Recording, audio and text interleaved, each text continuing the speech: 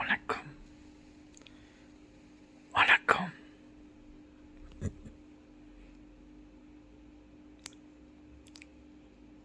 பாருங்கள்,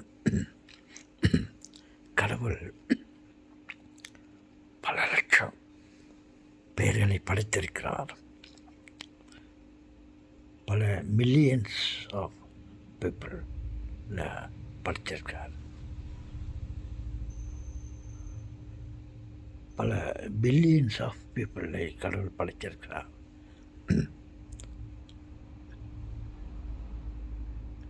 நான் நினைக்கிறேன், ஒருவர் கூட மற்றவரை போல் இல்லை இருக்க மாட்டார்கள். அவருடைய எண்ணம் என்னவென்றால், ஒவ்வொருவரையும் ஒரு ஒரு விதமாக படைக்க வேண்டும் என்று எண்ணத்தோடு படைத்தார். சிலர் சொல்லுகிறார்கள், இல்லை, உலகத்தில் 7 பேர் ஒரே மாதிரி இருக்கிறார்கள்.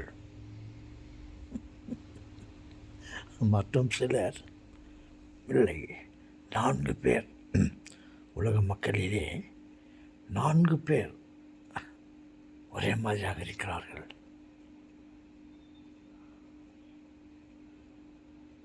நான் சொல்லுகிறேன், கடவுள் ஒவ்வொருவரையும் ஒரு ஒரு விதமாக படிக்க வேண்டும் என்ற எண்ணத்தால் பல கோடி ஜனங்களை படைத்தார். அதில் 4 பேரும் இல்லை 7 பேரும் ஒரே மாதிரி இருக்காங்கன்னாக்கா அவருடைய கணக்கில் தப்பு இருக்கா அப்படின்னு யோசிக்கிறேன். கம்ப்யூட்டர் தப்பு பண்ணிவிடலாம், கடவுள் தப்பு பண்ண மாட்டார். ஒவ்வொன்றும் ஒரு விதம், அப்படித்தான் படைத்திருப்பார். என் செல்வங்களே, நான் உங்களுக்கு சொல்லுகிறேன், எப்பொழுது கடவுள் நீயோ நானோ ஒரு நோக்கத்தோடு ஒரு பொருளை பல பொருட்களை செய்தால் அதில் சிலது ஒரே மாதிரியாக இருக்கும். ஆனால் கடவுள் ஒவ்வொன்றும் ஒரு விதமாக இருக்க வேண்டும் ஒரு எண்ணத்தினால் எப்போ படித்தாரோ அந்த கணக்கிலே தப்பு இருக்காது. கம்ப்யூட்டரில் தப்பு வந்தாலும் வந்து விடலாம், கணக்கினிலே தப்பு வந்தாலும் வந்து விடலாம். ஆனால் கடவுள் படைப்பில் தப்பு இருக்காது என்று நான் நினைக்கிறேன்.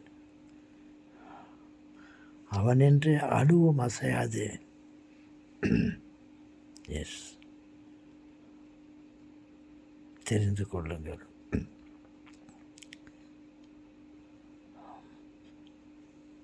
என்னை போல் மற்றொருவன் இல்லை. ஒருவேளை நிலை கண்ணாடி முன்னால் நான் நின்று கொண்டு என்னை போல் ஒருவன் இருக்கிறான் பாருங்கள் என்று சொல்லலாம். அது உண்மை அல்ல. நான் இங்கே இருக்கிறேன். நிலை கண்ணாடியில் இருப்பது வேறு உருவம். அது எப்படி என்னை போல் என்று சொல்ல முடியும்? என்னை நான் பார்த்திருக்கிறேனா? என்னை நான் பார்த்ததில்லை. என் முகம் எப்படி இருக்கிறது எனக்கு தெரியாது. அப்படி இருக்கும்போது ஒரு நிலை கண்ணாடியில் ஏதோ ஒரு உருவத்தை பார்த்துவிட்டு அது என்ன மாதிரி இருக்கும் என்று எப்படி என்னால் சொல்ல முடியும்? யோசித்து பாருங்கள்.